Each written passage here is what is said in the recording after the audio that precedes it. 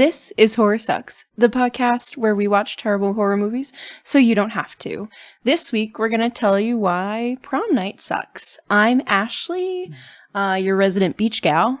I'm Carter, your resident sleep guy. And we have some boxes of mystery books that we need to open right now. So, are we ready to talk about Prom Night? All right, that's what we're here to do, huh? There's a non-zero chance that I'm going to listen to this and be like, there was no content in there, and this is where the podcast is going to start. I believe that, honestly. I just listen. Carter made me sit and wait a good 15 minutes before opening that package after handing it to me, and it needed to be done. Yes. Otherwise, we would have been able to do nothing. Okay, for those of you who are new here, now we are going to... I want to just go over how the podcast works. We're going to do the plot of the movie, and then we will give some fun facts. Then we'll go into our segment, The Good, the Bad, and the Spooky. And then we will each give a rating and talk about our overall impressions of the movie. So I am going to be sharing the plot this week. Oh, also, if you wanted to watch the movie, it's free on Amazon with commercials. So it's pretty nice. Yeah, right. But the Amazon commercials are terrible. They're fine. They're all for movies that they have. But no, they just pick the worst times. Oh, yeah. Like they'll cut characters off mid-sentence. Listen. Free with commercials versus having to pay for it. I guess you're right. You decide. Okay, so let's get into Prom Night. So it starts off with this group of young kids, roughly, say, age 10, playing in an abandoned building. So this other group of kids walks by and they see the kids playing, and they're playing a game where a couple of them are killers and they're coming to get the rest of the kids that are like running/hiding through the building. It's kind of just like hide and seek tag. It's basically hide and seek. So out of the group that walked by, one of the girls decides that she wants to go in and play. And it's like two girls and a boy. The boy goes, they don't want you to play with them. And him and the other girl take off and she goes in. Well, these kids find her and they corner her and say the killers are going to kill. And it culminates in them just going, kill, kill, kill, kill. In sync. And they corner her up against a window and she falls out. They didn't actually push her, but they kind of put her in that position. Mm-hmm. So let me flash forward. What was it 6 years? Yeah. Something like that. So now they're all in high school. And so we've got the girl who fell out the window. Her name is Robin. Kim and Alex, they're Robin's siblings, and they go to high school with Wendy, Judy, Nick, and Kim, who are the kids that killed Robin. And Judy and Kelly are Kim's friends, and Kim is also dating Nick. And Wendy used to date Nick, and so she hates Kim for dating him. All of the kids who killed Robin are being stalked by a mysterious person. They get some creepy phone calls. They get pictures taped in their lockers. It's all really creepy. But the police put away a known sex offender for Robin's death, and they find out that he escaped. But he's disfigured because he was in a car crash that caught on fire. And so they're worried about him being out and getting caught. So it's kind of makes you believe that he's the one who's stalking these kids. And there's also this guy, Lou, who's a bully, and he gets expelled from school for fighting with Alex. And so him and Wendy team up to get back at Kim because they blame her for all their problems. And so we flash forward to the prom. It's prom night. They've got a disco floor. It's fabulous. And so Kim and Nick are prom king and queen. They're there together. Well, at the prom, everyone's with their dates and having a good time, and they all kind of start to break off one by one. First, we've got Kelly and her boyfriend Drew. They're in the locker room, and earlier Kelly was trying to decide whether or not she should sleep with him, and she decided not to. She said no twice, and finally he got up and left. And of course, right after that, the killer shows up right behind her and slits her throat. Then we move to Judy, who went to the prom with this guy who self-proclaimed slick. But every time he says that, everyone has like a snarky comment like, well, I can see that. Slick is a good 5 inches shorter than Judy, and He looks like he's 12. I don't think he looks like he's 12. He just looks like a kind of geeky guy who's trying to be cool, but he drives a van. Judy's into it. So they go off and get it on in the van. And he also wears these like big, thick glasses and can't see without them. So while in the van, the killer kind of opens the doors and just stabs Judy as her head kind of like, she was leaning up against the door, her body falls out, and he's just like, ha. Yeah. And then Slick tries to take off and starts driving the van, but the killer eventually causes him to drive his van off the cliff. Mm-hmm. And there's a big explosion. And then we fast forward, we're back at the prom, and we have Wendy. And Wendy, first of all, showed up to the prom with Lou, who was expelled, in this rockin' red dress. She looks hot as heck. And everyone's worried that all their boyfriends are going to dump them to go home with her.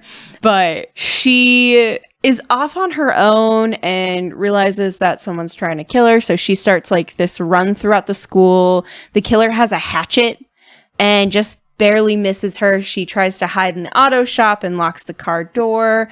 But then she ends up in the locker room where Kelly was killed and sees the blood dripping, and she dies. Mm-hmm. So then the killer tries to go after Nick. And so Lou promised Wendy that they would get Kim back. So they plan a prank where they... Very, very Carrie, by the way. It's very Carrie. It's very Carrie mixed with I Know What You Did Last Summer. Mm-hmm. But so they tie up Nick, and their school for prom does this weird processional where the prom king and queen know ahead of time that they're prom king and queen.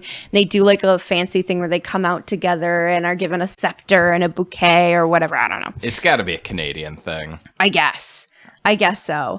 But so a Canadian 80s thing. I think it's just like different schools do different things. Yeah, maybe. So they tie up Nick, and Lou takes his place to go out on stage with Kim.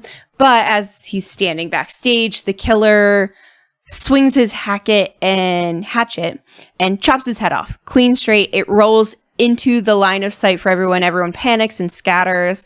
And then Kim and Nick, who she found backstage, freed him from his tape, and they have a battle with the killer. Kim takes his hatchet and like hits him over the head with it, and then she looks into his eyes, realizes she knows who the killer is, and the killer like takes off and runs outside. Of course, the police is there, everyone's there, and then takes off his mask, reveals that it's the brother Alex. I thought it was the mom, and then it instantly cuts to the credits. It's crazy. I will say, like, as he was walking outside and saw the sirens, there was like a weird flashback moments between like the sister getting killed and like what was currently happening. It was weird. Yeah. We revealed that he saw what happened to the sister. Mm-hmm. Okay. So this movie. Some facts. Sorry. Yep. Some facts. This movie was made in 1980 in Canada. It's called a Canadian slasher film. I like to think they're describing the plot. The plot's Canadian. Like, we reviewed Skeleton Key was called Bayou Horror. I want to know what Canadian horror is. So anyway, it was directed by Paul Lynch, and it stars Jaime Lee Curtis from Halloween and Leslie Nielsen from Airplane. Leslie Nielsen, I believe his character was not mentioned whatsoever in the plot. He's deeply unimportant. It's wild. Wait, who was he? He was her dad. Oh, yeah. So he's the principal of the school and Kim's father. Yeah. So Richard Noel has dubbed this movie. He's a film critic. He's dubbed this one of the most influential slashers of this period. I disagree. I guess, you know what? I guess maybe you can't really disagree with influential. Influential isn't a compliment necessarily. It just is a fact. I didn't like this movie. Filming is completed in 24 days. Film has a 48% on Rotten Tomatoes. And when Jaime Lee Curtis signed on this project, she received $30,000 as her payment, which is equivalent to almost $100,000 in today's money. Wow. Pretty interesting. Apparently, her audition also included like a dance sequence and stuff. And apparently Lynch was very confused at the fact that the casting director made her jump through all these hoops, because as soon as he found out Jaime Lee Curtis was interested, everyone was like, oh my God, like this is awesome, because she was just in Halloween. And in Jaime Lee Curtis's words, Prom Night was the first project in which she made any money, which is kind of funny to me because That's interesting. I don't know, by Hollywood standards, $100,000 isn't that exciting. It is. I mean, your first $100,000 from a movie is pretty exciting. I guess so. This movie was one of Leslie Nielsen's last serious roles. He spent the last of his career in different comedies. In fact, I don't even think I said you might know him from Airplane. I don't think Airplane had come out by that point. Maybe I'm wrong. But there's a scene in which Lou is beheaded, and he had the way they did the special effects for that, they wanted to make his head look realistic, so they built a stage around him so that it was really his head. That's actually really cool. Yeah, I noticed it looked surprisingly surprisingly good. Yeah. And related to that, the actor, David Mucci, had a serious claustrophobia, and he was going to be immobilized under the stage and was just terrified that something would happen and he'd be trapped there. So director Paul Lynch held his hand for the entirety of the scene. Oh. Yeah, it was very sweet. Wait, I love that. Yeah. A review published by Time Out described the movie as a sincere Halloween ripoff, which takes time out to milk Carrie, Saturday Night Fever, and all those B-feature Lust and Rivalry high school sagas. Which, yeah, that's about right. It's pretty accurate. Yep. Alex and Robin were supposed to be twins, which they're like, oh, but a scene was cut, but, you know, in the one scene they're in together, they're wearing matching clothing. I kind of picked up on that. Yes, I also picked up on it. I didn't initially pick up on it until like kind of the very end, because I realized, like, she mentioned, she was like, oh, she would have been a junior this year, and I realized that he was at the junior senior prom, and I was like, what? Yeah. So the prom scene was recorded with actual disco hits that later they realized they couldn't afford the rights to it. So that gave Paul Zaza, who I believe did the soundtrack, gave him a week and a half to create similar original disco songs that they could actually license. So one of the songs, maybe it was the final fight scene song, but it was right before they chop off Lou's head. If you listen to it, it sounds like just like I Will Survive by Gloria Gaynor. And I was like, is this a sample? Like, what's going on here?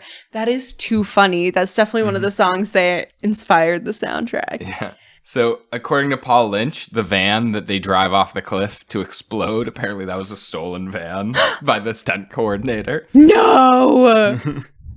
Casey Stevens, who I believe played Nick, had trouble keeping up with Jaime Lee Curtis during the dance scenes because she was an extremely well-trained dancer.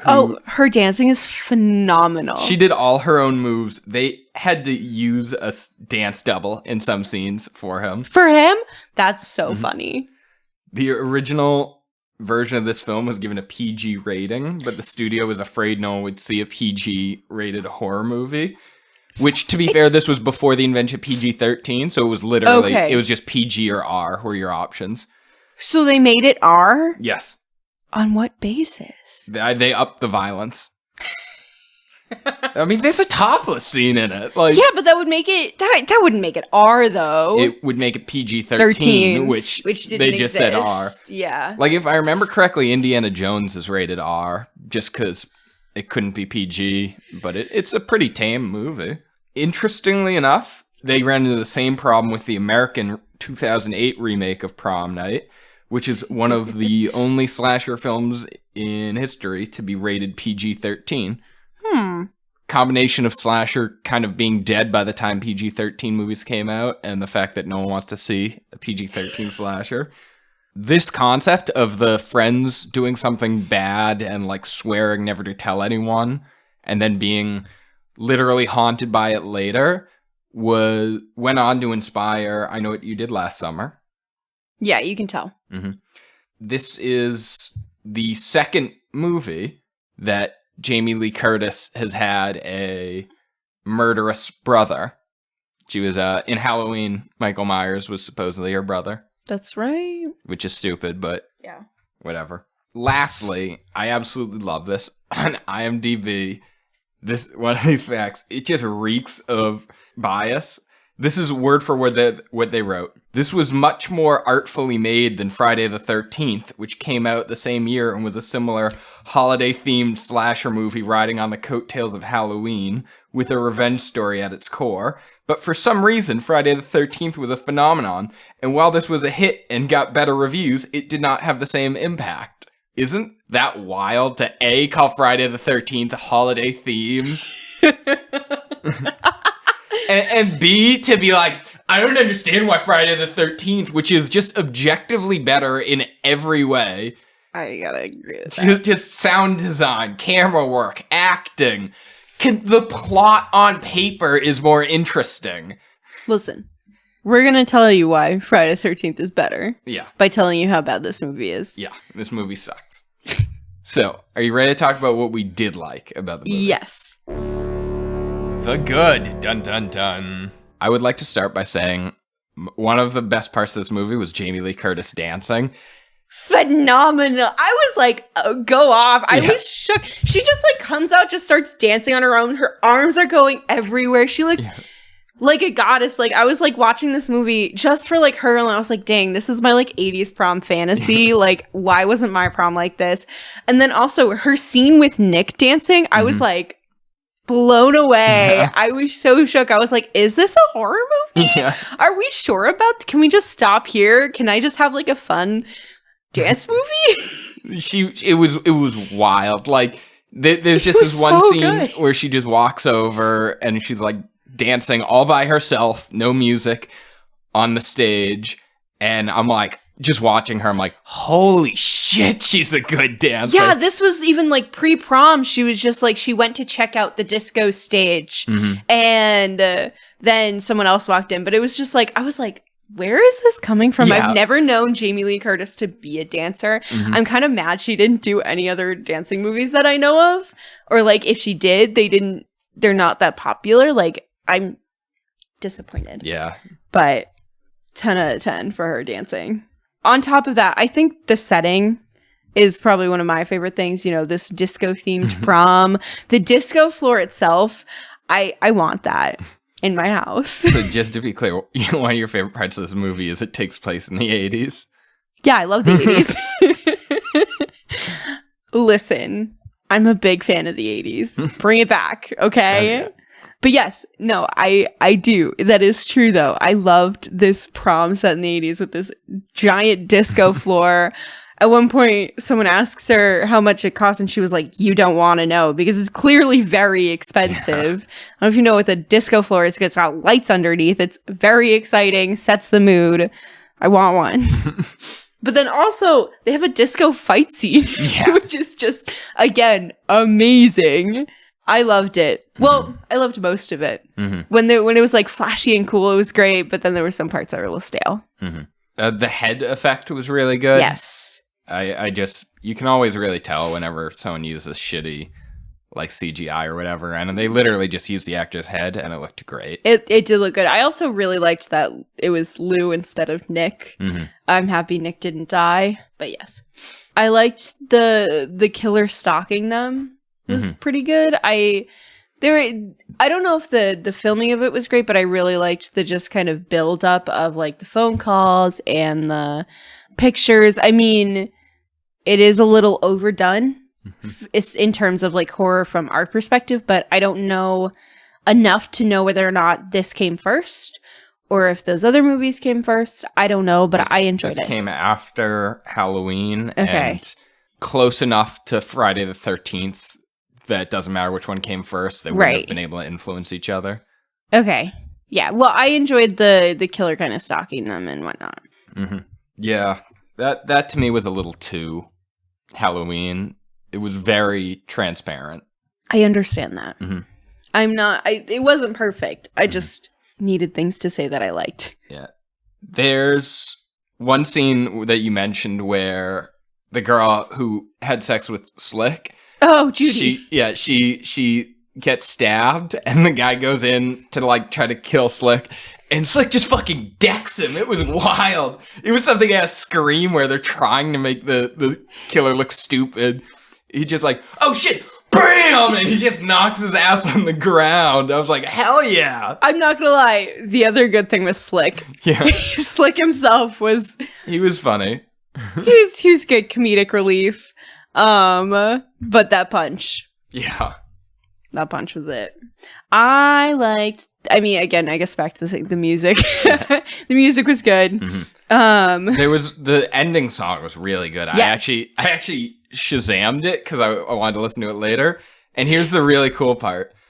It is described as on Shazam as fade to black end credits song from the original 1980 Prom Night motion picture soundtrack. What is the name of the song? Fade to black, parentheses, end credits song. That's literally the name of the song.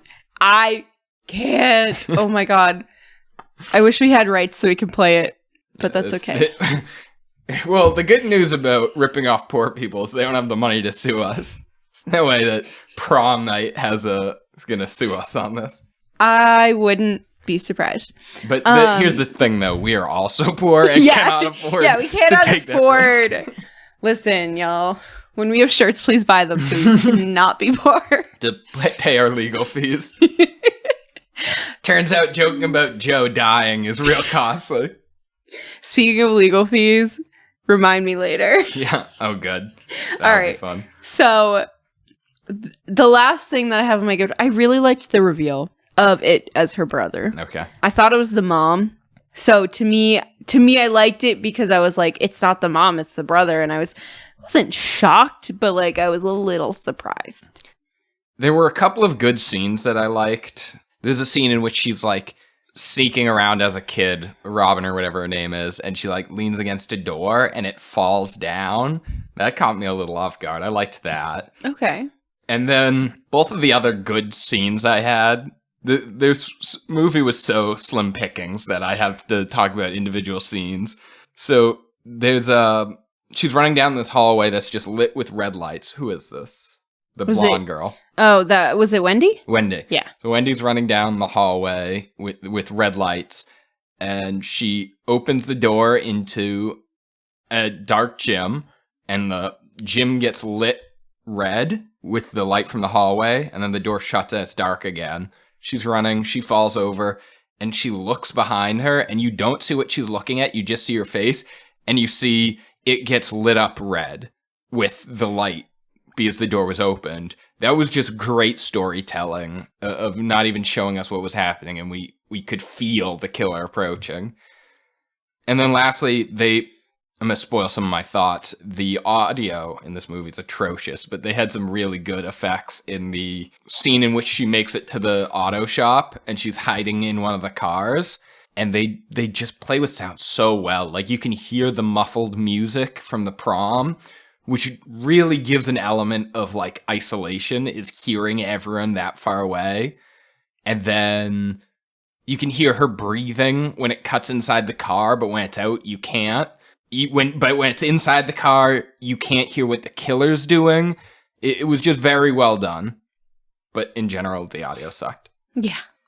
Do you have one more? Yeah. Lastly, most of the glass scenes were pretty good. I don't really have much interesting to say. It just... Yeah. Mm-hmm. Exactly. So, yes. Okay. So we're ready for the bad? We're ready for the bad. Okay. The bad. So one of the things that I really hate, I mean, there's a lot to pick here. There was just, some of the shots were so bad. The cinematography was the worst I've ever seen in a movie not called Sasquatch Hunters. I mean, between, really bad close-ups of just, that lingered way too long, first of all. Second of all, just were uninteresting. Third of all, like, the close-ups, and then also it would be really dark and they did nothing to like kind of fix that. And it just, there was so much. I know you have more to add to this, so go ahead and hop in. Based off that, in the beginning, it was the opposite. It was too bright outside, and it had this like blurring effect because it was way too bright. It was overexposed. It was terrible. It had like this dreamy quality. There was so many scenes in which there'd just be an object in the foreground for no reason. There was this one scene that drove me nuts, which was like right before prom started. It's showing the school. And it's just a series of unrelated zooms, pans. It would like cut and it would be a wildly different focus and resolution. And then it would just be a static shot. And then it would cut to a pan. There was no sense of motion. You were just looking at a slideshow of shots of a school. You didn't feel like you were moving through it in any way. There was a really bad, first of all, the voiceovers whenever they happened. Oh my gosh, I completely forgot about the voiceovers. There was only like, what, one, two? Like one, I think. I think there was only one. It was the worst. So, honestly, there was like a very small side plot of like the detectives trying to find the guy who escaped from prison, hospital, whatever. And he's like looking at his detective board. I don't know what they're called. And there's a thought process over it of him trying to think through where this guy is, like what his motivations are. And it's like, why wouldn't you just talk to yourself out loud? There's no reason for a voiceover whatsoever. And the audio quality is terrible for it. But it just was like, I'm so glad you brought it up and reminded me, because it was just awful. And then probably, it wasn't the biggest thing, but it was a really bad indicator of like just not really knowing what you were doing, is there's a scene in which a character like jerks their head around to look behind them. And at that point, the camera cuts to an unrelated scene. And that shot gives the impression of when someone turns their head and then the camera cuts, it makes you think it's showing what they're looking at. So it was wild. There was like 5 minutes where I was waiting for it to cut back to her, and it didn't. I was like, oh, this is a new scene? I was like, I thought we were seeing what she was seeing. Yeah, no, it was bad. Also, in the final fight scene, it would cut between Jaime Lee Curtis holding the hatchet above, Nick and the killer fighting, and her waiting to get like a good shot of the killer. We got the point after the first look at her, look back at them, but it looked at her, looked back at him 5 times. And she's just waiting there, holding it. And she's like, I'm ready. And I understand that she's not going to swing right away because she doesn't want to hit Nick. And she's waiting for a good shot. But we didn't need to be deliberately shown it 5 times. First of all, I was really ready for her to just chop Nick's head off. I really thought she was going to accidentally kill her boyfriend. Second, I can't stress how pissed I would be if you and I were in that situation and I'm like wrestling with a killer and you're just standing there with an axe waiting for a shot. Like, fucking just kick at him. Do something to help me. I was just gonna say, like, I could see myself doing that, but also like trying to at least like kick and like make sure, you're kind of out of the way so I can make at least a decent swing. And also, I would swing the blunt end, so even if you did get hit, sorry, we'll get you some stitches, like, you'll be fine. Yeah. Like, I'm not gonna chop your head off. Yeah. She just kind of stood there pretty motionless, but we were shown it 5 times. I'm gonna grab a beer for this next part.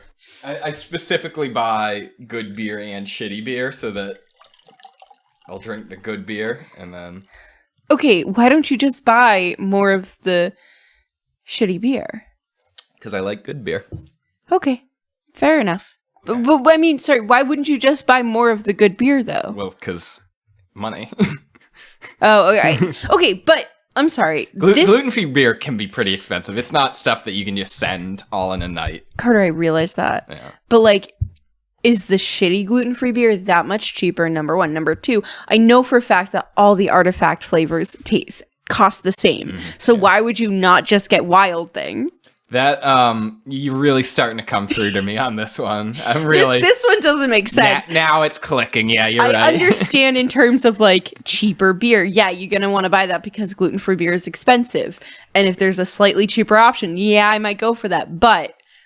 Yeah, loud and clear. You're right. You're right on this one. Sorry, I don't mean to criticize. I should have gotten 2 Wild Things now that I think about it. Not that Far From Home is or feels like home. Yeah, it feels like home. It's not as bad. good. It's just not as good in our preferences.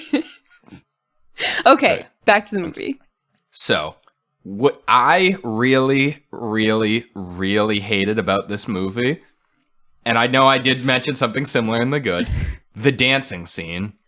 This is not Jaime Lee Curtis dancing. This is like a high school dance-off where they're like, we're going to show Wendy that we don't need her by having a dance battle. And there's no dialogue.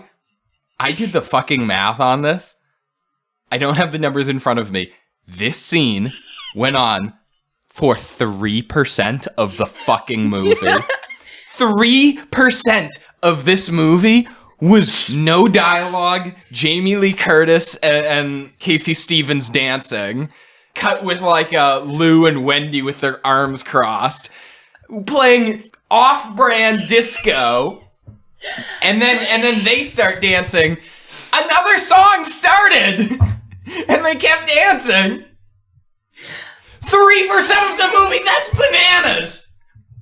It's the best scene in the goddamn movie. You cannot deny that. I understand it does not fit and it takes up way too much time, but it is, I mean, if you're gonna watch this movie, it's worth it for this dance scene. I loved it. It made my movie experience. I don't disagree with you that it was way too long and just didn't really belong, but it's so fucking good. Yeah. Oh, I swear, I'm sorry. Oh, yeah, dang. It's so dang good. I swear plenty for both of us. I know, that's the point. So we mentioned earlier that the lighting is terrible. There's one scene where it's like way too dark at night, another where it's way too bright and it blurs the film. But the worst one is right before they walk down the ramp or whatever as prom king and queen. Yes. They have the light up dance floor. Everyone's taking photos. The disco starts going. And you are just blinded with light. I literally wrote in my notes, I can't see shit. It like nothing but flashing lights on screen. It was really, so part of that, it was really bad, but also part of that was the lights kind of short-circuiting because he had chopped the head off, so the blood was like interfering with the lights. Yeah, but cinematography, like oh yeah, you couldn't see that happening. Yeah, out of universe, there's no reason that should have happened. Right. Yeah, I'm not mad because the lights didn't work. I'm mad because the director said, yeah, this is a good idea. It's gonna look good. Yeah, it didn't look good. On the same note as the lighting, the sound design is equally terrible. There's a bunch of scenes of Jaime Lee Curtis, or not a bunch. There's one scene in which Jaime Lee Curtis is like eating and she's talking with her mouth full and you can't understand anything she's saying. Yeah, I forgot about that. And like movies do that so much and it's not a problem where they'll like put something in their mouth and they'll be like, yeah, I'm just, I'm talking with my mouth full. But she like actually had stuff in her mouth. She was like, brr, brr, brr, brr. I'm like, does she have, who's giving her real food? Like, they wanted it to be realistic, authentic. There's so many scenes where like the audio quality is so different than the previous scene. Like it's notably compressed. There's no sense of direction or anything from a lot of the sound effects. So like you'll hear a slam and you'll have no idea, even based on the character's reaction, where the sound came from. Which I think leads into another big problem in this week. There's a lack of tension because of the lack of sound awareness. Yeah. A huge part of that lack of tension, though, was also in the beginning when, like, they kept trying to jump scare us, but they'd established nothing scary. It's a bright, sunny day in a building that's a walk, like, on their walk home. There's nothing spooky about it. It's well lit. Yeah. It's got full of windows. Like, it's... the only scary thing about this building is the fact that it's abandoned. And even then, it's like, okay, no one lives here. Yeah. Or works here or whatever. Like, I can't stress enough how well lit this building was. I think there's also, like, awful... They're in a bathroom in one scene, and they have this awful echoing. Yeah, oh my gosh. There's echoing, there's light bouncing off the mirror. It's, all in all, terrible. And then, in the same sense, too, there's another bathroom scene where the lights get turned off, and it's even worse. Because there's still light bouncing off the mirror. I don't know why they were so obsessed with this mirror. So, speaking of naked women, one of the things on my bad list is Kelly's death scene. She actually was one of my few good notes about this movie, is Kelly, she was one of the girls who accidentally pushed, not even pushed, who accidentally kind of herded the girl to her death. And she was very clearly, like, she just felt very normal. Is she was nervous about losing her virginity. She felt kind of pressured to it, but she was scared, and she felt like a real person. Like, I actually didn't want bad things to happen to her. Yeah. She felt like a normal kid who screwed up when they were younger. So I was bummed when she died. And also they did her real dirty by having her die topless. Oh my gosh. We got like a random topless scene for no reason, which I understand it's horror that happens. But it is a staple of the genre. A slasher movie needs a topless scene. I get that. I just wish, I don't know, I wish it was done differently because she's like putting on her dress after deciding not to have sex with her boyfriend. And which, okay, fine. But it just was like, I don't know. And then immediately gets killed. Mm-hmm. So another way we can turn this genre around is if instead of a needless topless scene, we had a needless bottomless scene. Just imagine Tom Holland with his girlfriend. No, we're not doing this again. We're not doing this again. All right. But I'm not done talking about the scene, though. No, good. So there's just, she's sitting there topless, and this killer's coming towards her, and it cuts with the most violent difference in film quality I've ever seen. It, like, you can see the grains in the film. I don't know why. It's pitch black, so all you see is a black floor and, like, his feet moving, which is kind of enough. But it's very clearly different film quality. Cuts back to her, cuts back to the shitty film quality, and he grabs her, and he, slow-mo, starts to stab her. He slices her throat, but like in a very like slow and like ridiculous way. And, you know, I mean, most movies give us the impression that when you're slicing a throat, you just go shoop, and like you're good. He's like sawing at it for some reason, and then we don't even see it until the very end. It's out of frame. It is out of frame. It pissed me off so much. If you're gonna do that, and if you're gonna give me the sound of her go as you get the sound, I want to see it. Okay, it's a slasher film. I want to see it. Instead, we just get her face like, whoa. And it was bad. Mm-hmm. I hated it. Anything else you want to? The acting sucked. I don't really have much to elaborate on. Jamie Lee Curtis was fine. Overall, the acting sucked besides Jamie Lee Curtis. Yeah. The dialogue was bad too, though. Yes. I tend to forgive acting just because it's really hard to bring shitty writing to life. That is, I don't disagree with you.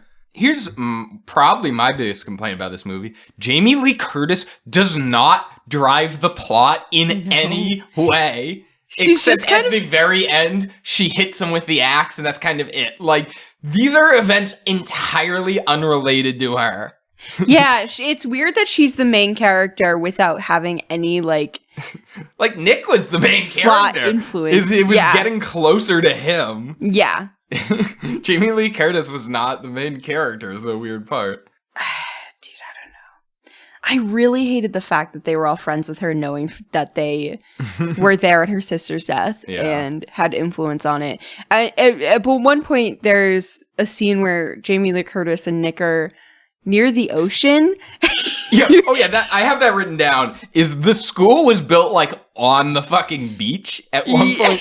That people are having sex in the car in the parking lot, and they're like, "Ooh, wouldn't it be hot if we went on the beach?" And they go and they take a literally like 20-foot walk, and they're standing in the sand, and they're like, "No, this is a bad idea," and they go back to the van.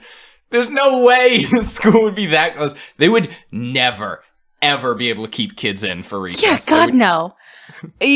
Oh man, but they're standing on like the bluff, and she's like, "Oh, it's a really hard time for me and my family. I'm so sad." And he's like, "I know you feel. I'm so sad too. You know, I was like in the building is awful. And he's like, I understand. And then they're like, I love you. I love you. And I'm like, this is first of all, awful dialogue. Second of all, like, what? I was like, Nick, why are you dating her?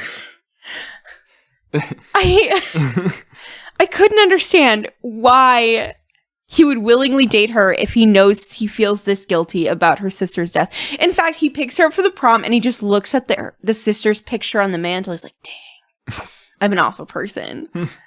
But yet, is still dating Kim. So I wanted to keep this because I thought it'd be a really funny punchline before we move on to the spooky. Okay. But one of my bad things is this movie takes place in Ohio, which I bring up because they do have flags. Consistently, they have the Ohio State flag in shot. That beach is Lake Erie. It's not an ocean beach. It's a lake beach. Yes. It literally is the only water that Ohio borders is Lake Erie. That's interesting. I've never seen Lake Erie. I have no idea what that looks like. But in my mind, I can picture a lake, and I don't see a real beach there. I see a different type of beach, still valid beach, but like it's not the same beach in this movie. It is. I have heard, from what I've heard described, it doesn't look that different. Like I've heard that the biggest difference is it's like this wild, almost cliff of sand. Yeah. It like you have to be careful, otherwise you can't get up because it's just this giant dune, basically. Yeah. So it's not unreasonable. It could have even been filmed there, but it just is so funny to me because they definitely gave off like beach, like ocean vibes. Yeah, they did. The last thing that I really hated was the killer, when he's killing, says, now. Yeah, that was bad. By the way, that wasn't actually saying now, like once for each person he killed. He said he would kill people and go, now. Like he would like stab them that many times. Or as he was killing Kelly, he's like, now, Kelly, now. Which was awful. And yeah, I hated it. So I'm going to try to get through this quickly. Brother being the killer is totally random. There's no setup at all. That was bad. I liked the reveal, but I didn't like the fact that it was him. Yeah. Like, good plot twists should go, oh shit, I can't believe it didn't occur to me. Yeah. Like, every good movie. I mean, I guess Friday the 13th didn't do it, but they also didn't really spend a lot of time making a deal about it's Jason that's killing you. It wasn't really a plot twist that it was his mother. It was just the movie progressing. Like, it was fine. This movie ripped off Carrie in a lot of ways. Yeah. Just not even really anything to elaborate on. Just kind of didn't have a lot of original ideas. Carrie, Boogie Nights. Yeah. Well, Boogie Nights, I don't think No, not Boogie Nights. Saturday Night Fever.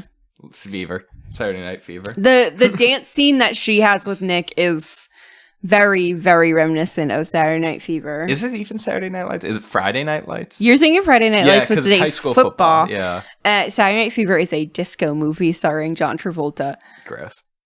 Listen, it's a classic. I don't know if I'd say it's great. We have talked about 2 John Travolta movies accidentally so far. What's the other accidental? Carrie. He was in Carrie. He was? Yeah. Nah. Yeah. Oh yeah. Look it up. Hold up. We need to pause. Who was John Travolta in Carrie? He was her like creepy boyfriend. Not Carrie's boyfriend. The mean girl. What the? Yeah, he is. What the hell? Yeah. I'm so shook that John Travolta's in this and I didn't notice. But I also really love when I looked at the cast of Carrie, that Stephen King's cameo is listed before John Travolta as a character. That tracks though.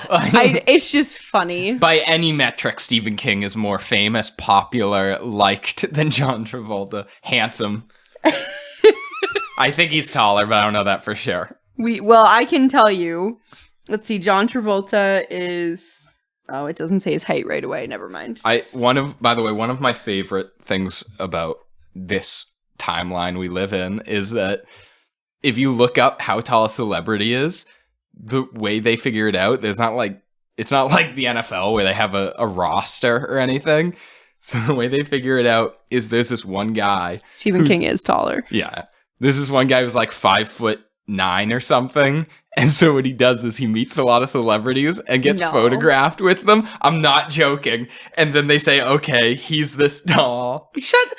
Look, you can look it up. You look at the height, and it's the same guy in every photo with them.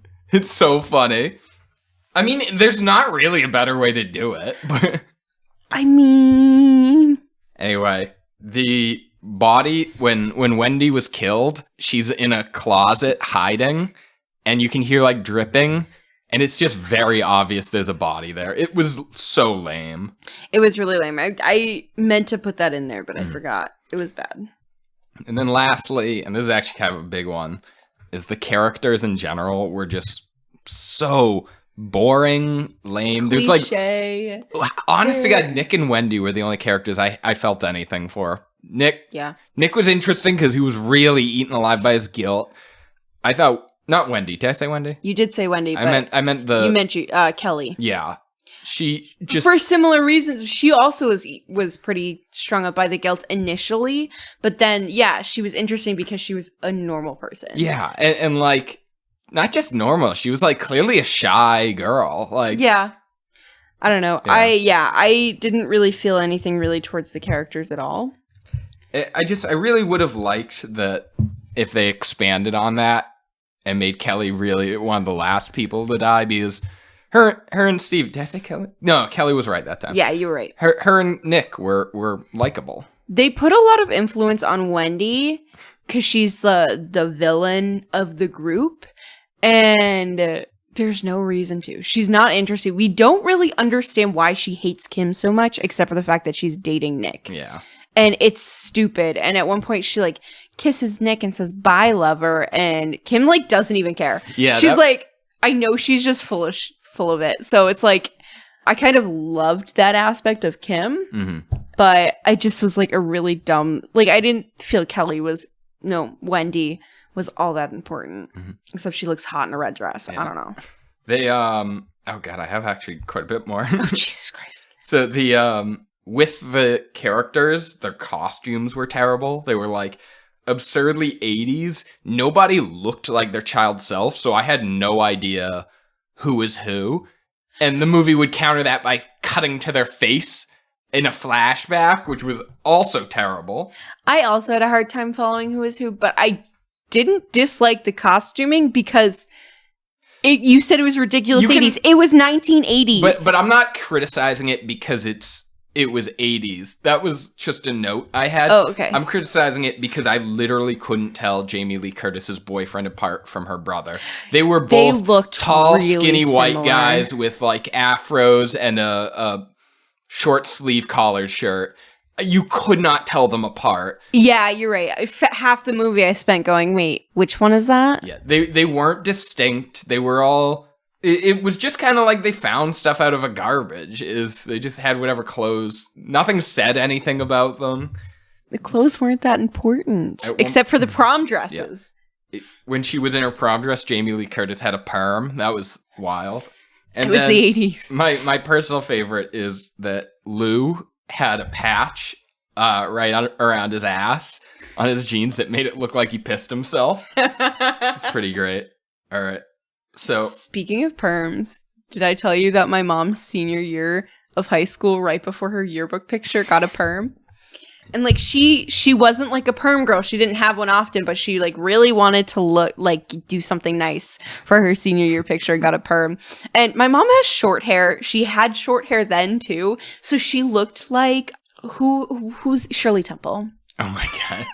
If you want a good like picture, I will. Oh, I love finding that picture because it's so funny. Please send that to me. But okay. Off of perms. So let's talk about the spooky. The spooky! Ooh. Number 1, Ashley's mom's perm.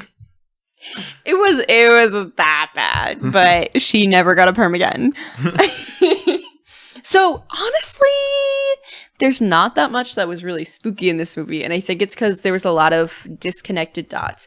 If this movie was better sound and shot-wise, could have been a lot spooky. Some of these kills could have been great.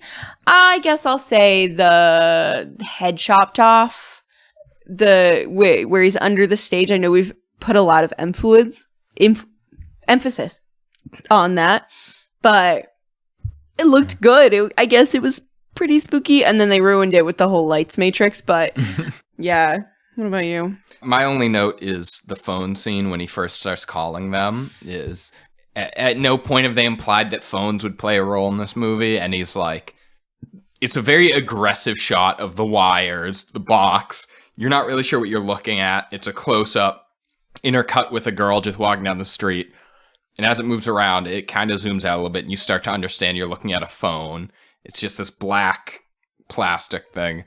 And the shooting of that was good. It was very jarring and frightening, and it did a very good job of setting up the fact that, like, this is the killer. You could not... It carried a certain weight about it. Yeah. So I actually left the Joseph DeSasio Memorial Line highlight blank. There wasn't really much worth commenting on in this movie. The dialogue was bad. I wouldn't even... I think it's fine leaving it blank. Like, there were some scenes I liked, but there was nothing that just hearing the dialogue would be good. A couple weeks ago, I put "nope" as the quote. So, like, that's... True. There's no dialogue that's more memorable than the word "nope." Yeah, I mean... Do now. No. I guess this, and it's totally passionless, but I need something here. I'm just reading it off the IMDb page. Kim sprays Alex. Kim's Jaime Lee Curtis, right? Yeah. She sprays her younger brother with perfume, and he goes, "Don't do that. I smell like the inside of a ladies' room." And she goes, "And how would you know what the inside of a ladies' room smells like?" It just is not a fun... Like, there's no good lines. No. All right. Overall, do you have any notes overall? Overall, I don't think this is the worst movie ever. I think individually there are a lot of bad parts. I think there are very few good parts, but I didn't hate watching it. I didn't sit there going like, "Oh my god, this is the worst movie ever. Like, please kill me now." I enjoyed the parts that I enjoyed more than I hated the parts I disliked. Mm-hmm. This is one of the worst movies I've seen in a long time. I wasn't angry during it. It just wasn't good. Yeah. It was like... It wasn't... I say this without vitriol. I just... There's not a lot to hold on to in terms of liking it, but there's like... It's kind of very dispassionate. My feelings for it are very just like, yeah, I watched it. Like, would I recommend it? No, but I would recommend you watch it looking up the dance scenes of Jaime Lee Curtis. Yeah. Those were pretty worth watching. But other than that, this movie's meh. The camera work is really just so amateur. I cannot stress that enough. I just, even for the 1980s, I still just have a hard time believing that it passed every check of someone being like, yeah, this looks fine. Do we have a budget for the film? No, I didn't look it up. It was so weak in every way. And it's just, the movie as a whole is the worst part of all the slashers and none of the good. I also don't have a comparison. That's how passionless this is. I can't even compare it to anything. It's like a kid's production of Carrie. Do you want to know how much they spent on this movie? How much did they spend on it? $1.6 million. I think all of their money went into the disco dance floor. Hang on, let me do a little bit of math. Would you say 1.6 million? Yeah, in US dollars. No, sorry, 1.6 is Canadian dollars. 1.5 is US dollars. I'm pretty sure they put the line in that the dance floor cost a lot to let us know that they spent most of their budget on that. So just to be clear. Yes. Jaime Lee Curtis's $30,000 salary made up 2% of the total cost. And the dance scene made up 3% of the total movie. So, just to be clear, it was 3% of the movie. How are you not losing your mind over this? Because I loved it. I would watch a whole movie just dedicated to her dance moves. I don't think you understand. Anyway, it's like a kid's production of Carrie. Is it just it? You know they're not gonna have any of the good parts where there's people dying, and so it's just passionless and sad, and it's kind of just people talking for a while. The movie is very disappointing. I will say that. I wanted to see more of these death scenes versus the taste we got. All right. Before we wrap it up, let's give our ratings. I gave this 2 hours of Jaime Lee Curtis dancing. This movie was really bad, but it was bad on the, movie scale, not the Blair Witch Project style home video that Sasquatch Hunters was on. So I tell it it sucked with the respect that, it deserved to be considered with Friday the 13th. Fair. I was a little more nicer. I gave it 4 disco finger points because, listen, if I'm going to give something a really low number, it's because I absolutely hated it. And I don't feel that passionately about this movie. Me too, in general. I understand that you hated it. That is the point of this podcast. All right, so before we kind of wrap it up and say our goodbyes, I have to tell you what my dad told me the other day. After listening to the Wicker Man episode, he comes over to me and goes, I gotta get a hold of Carter's sister, Maddie. He goes, we are gonna get together and gonna sue you guys for defamation of character. What? Because I said he mumbled. So just to be clear, I said Maddie has the body horror of prying cans open with her teeth, which people, by the way, have texted me and told me to tell her to stop, and someone you said defended her, and my dad mumbles, and you're like he took great offense to it. The best part is later so we have my sister also mumbles, just to be clear. But the point is that we're dragging them through the mud. But then later that day, he asked me something, and I said, "What?" And he goes, "Well, you said you could understand mumble, so what did you say?" So I repeated back to him what he said. Word for word. But anyways, just so you know, there may be a lawsuit coming our way. Yeah, we're gonna have to crowdfund our legal fees. Yeah. I will say though, one of the easiest ways to get yourself out of a defamation lawsuit? What? Proving that it was correct. It isn't defamation if what you said is true. Well, then there we go. Yeah. It's not defamation. So we're in the clear. We just need to get a video of Maddie doing that and a voice recording of my dad mumbling. I'm just gonna set up like a camera and a lukewarm spindrift in the center of the room, and we're gonna get her. It's gonna be an easy. Yeah. Oh, you know what? I'm gonna also have to pay for her to get her nails done. Otherwise. Oh yeah, true. Otherwise, is it only when she has her nails done? Yeah, but she always has them done. So. Well, then there you go. Yeah. I have my nails done. I can do it. Yeah. Anyway. Anyways, I think that's everything we have to say about Prom Night, right? Yeah, that's it for this episode.